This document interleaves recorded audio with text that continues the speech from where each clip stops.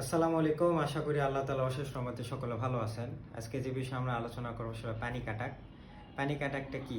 Panic attack অর্থাৎ এটা যে কোনো বয়সে হইতে পারে। সাধারণত টিনেজ যারা হলো উঠতি বয়স এবং হলো অ্যাডাল্টের বেশি হয়। এটা যাদের হয় এটা হঠাৎ করে উইদিন কিছু সেকেন্ডের ভিতরে তার প্রচণ্ড পরিমাণে ভয় এবং অ্যাংজাইটি উদ্বেগের জন্য তার যে সমস্যা দেখা দেয় সেটাই হলো প্যানিক অ্যাটাক। এটা যে কোনো সময় হতে পারে, যে কোনো প্লেস হতে পারে। কারো কারো নকচুয়াল প্যানিক অ্যাটাক বলা শুধু রাতেই এটা সমস্যা দেখা দিতে পারে। এটা দিলে সাধারণত তার তার কগনিটিভ সিমটমস দুটো দেখা দেয় এবং কিছু ফিজিক্যাল সিমটমস কিছু দেখা যায়। কগনিটিভ সিমটমস দুটি কী কী? একটা হলো সে বলবে যে আমার প্রচণ্ড বুক ব্যথা হচ্ছে, এমন বুক ব্যথা হচ্ছে যে আমার মনে হয় আজকে হার্ট অ্যাটাক করে মারা যাবো।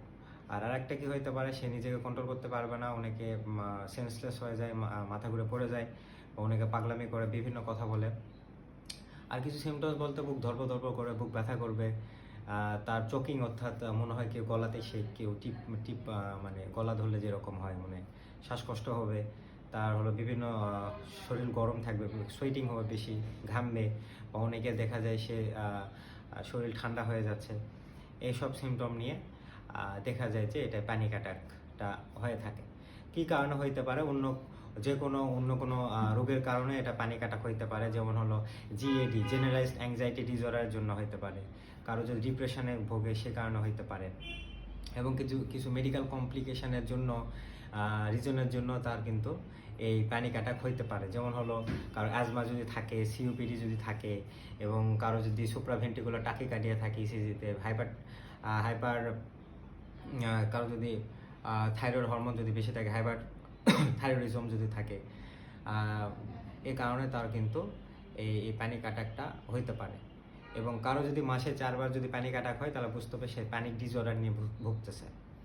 এবং হলো অবশ্যই তাকে যদি এইসব সিমটম দেখা দেয়, অবশ্যই তাকে এমার্জেন্সিতে নিয়ে গেলে যদি এইসব টেস্ট করে দেখা যায় যে সব কিছুই ভালো আছে, তাহলে তার কোনো ভয় থাকার কোনো কারণ নেই।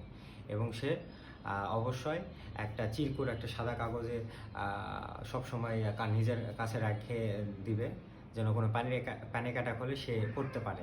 সাদা কাগজ মানে সেই লেখাটা সে লিখবে যে প্যানিক অ্যাটাক হলে কোনো সমস্যা নাই, এই প্যানিক অ্যাটাক কোনো হার্ট অ্যাটাকের ব্যথা কারণ নয়, এর কোনো ভয়ের কিছু না, এরকম একটা সে যদি চির করে লেখে এবং সে এসব দেখে, তাহলে অবশ্যই সে অনেকটা শান্ত থাকবে, কামনেস আসবে।